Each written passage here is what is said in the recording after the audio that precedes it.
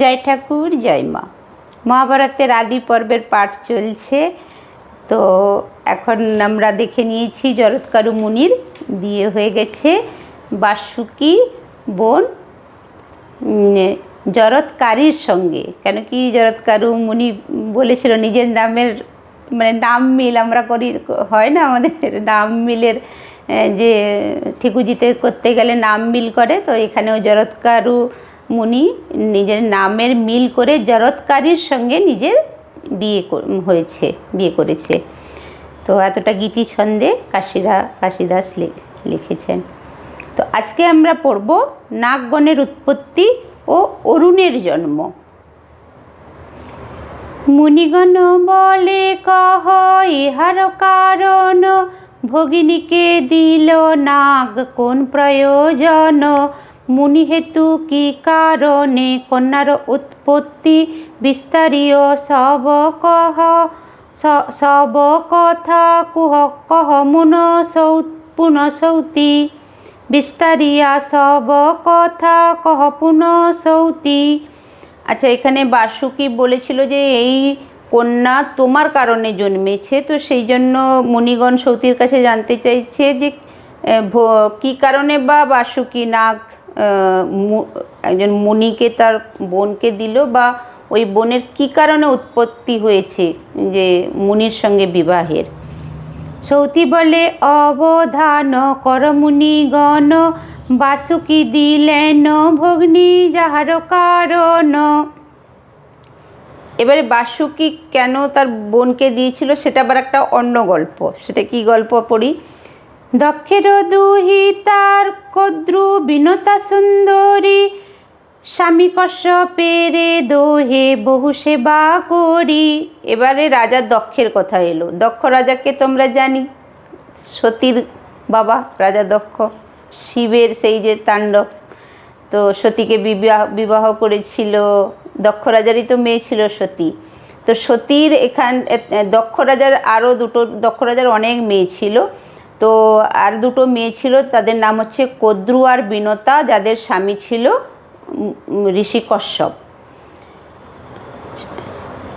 তুষ্ট হয়ে বলে মুনি মাগো দোহে বর, ইহা শুনি কদ্রু বলে জড়ি দুই কর। সহস্র নাগ হবে আমারও কুমার, এই বাঞ্ছা মোর পূর্ণ কর মুনি বর। বিনতা মাগিল বর কশ্যপের পায়, দুই পুত্র মোরে মুনি দেহ মহাশয়। কদ্রুপুত্রে বলাধিক হইবে নন্দন, হাসিয়া কশ্যপ বর দিল ততক্ষণ। বোনেদের হিংসা, যে কদ্রুর যতগুলোই বাচ্চা হোক না কেন, কদ্রু কী চেয়েছে তার কতগুলো বাচ্চা হবে, সহস্র নাগ বাচ্চা হবে, মানে সহস্র সাপ, এতগুলো সাপের মা হতে চায় কদ্রু। বিনতা বলল না, আমার খালি দুটো বাচ্চাই চাই, কিন্তু তারা যেন ওর সহস্র নাগের থেকে বলবান হয়।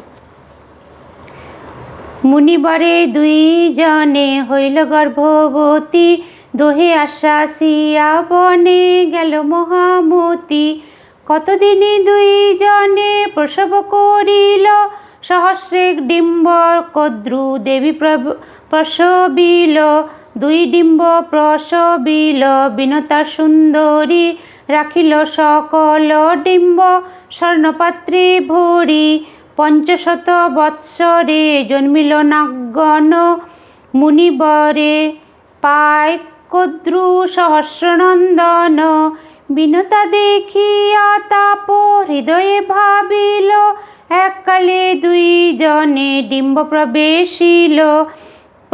সহস্রপুত্রের কদ্রু জননী হইল, কি হেতু না জানি মোর পুত্র না জন্মিল।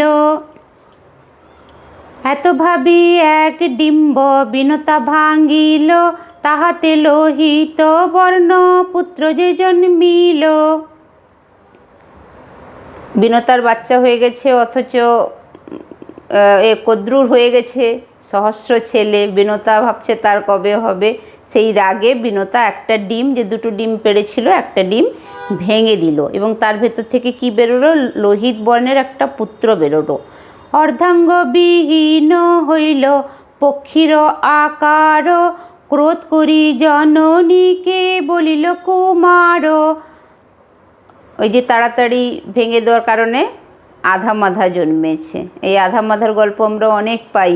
আমরা এখন তো যেহেতু স্নান রথযাত্রা চলছে, রথের গল্পও তো জানি না, আমরা তাড়াতাড়ি করে দরজা ভেঙে দিয়েছিল, সেই জন্য জগন্নাথ দেবের হাত পা বা পূর্ণ হয়নি দেহ।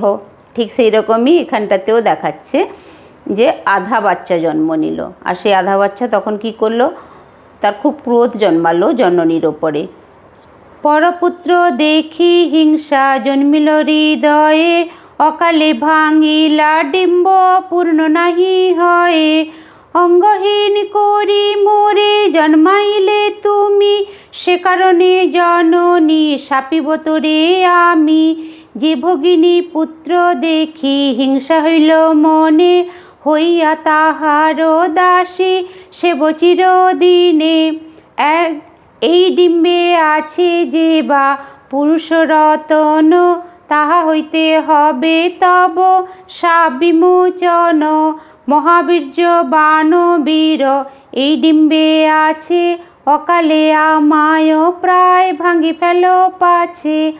আপনি হইবে ভগ্ন সহস্র বৎসরে, এত বলি প্রবোধ করিল জননী রে। সে আধা যে পক্ষী জন্মেছিল সে মাকে শাপ দিল যে তুমি যে কারণে ভগিনীর হিংসার কারণে আমাকে এরকম করেছো, তো তুমি ভগিনীর চিরদাসী হয়ে থাকবে। আর সেই দাসিত্ব মোচন করবে, অন্য ডিমের ভেতরে যে বাচ্চাটা আছে তাকে আবার ভেঙে ফেলো না। সে যখন জন্মাবে, নিজের থেকেই যখন জন্মাবে, সে এসে তোমার দাসিত্ব মোচন করবে।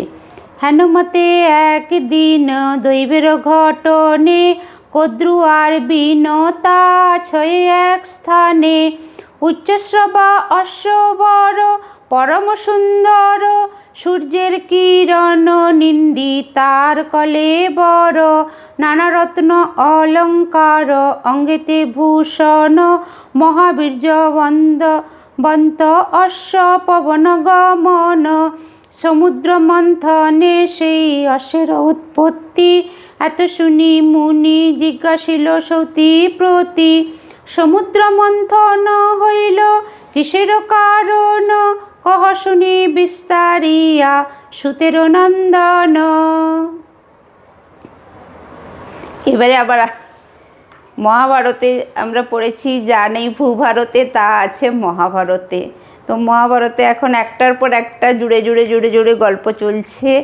আমরা তো নাগের গল্প থেকে এবারে উচ্চশ্রবা অশ্বের গল্পতে চলে গেলাম। উচ্চশ্রবা অশ্ব দেখেছিল কদ্রু আর বিনতা। এবার সেই উচ্চশ্রবা অশ্ব কোত্থেকে এসেছিল? সমুদ্র মন্থন। এবার সমুদ্র মন্থনটা কি, সেই গল্পে আমরা যাব। তো আজ এই পর্যন্ত। সমুদ্র মন্থনটা পরের পাঠে শুনব। জয় ঠাকুর, জয় মা। আমার মনে হয় সবার ভালো লাগছে, আমার তো ভীষণ ভালো লাগছে পড়ে। জয় ঠাকুর, জয় মা।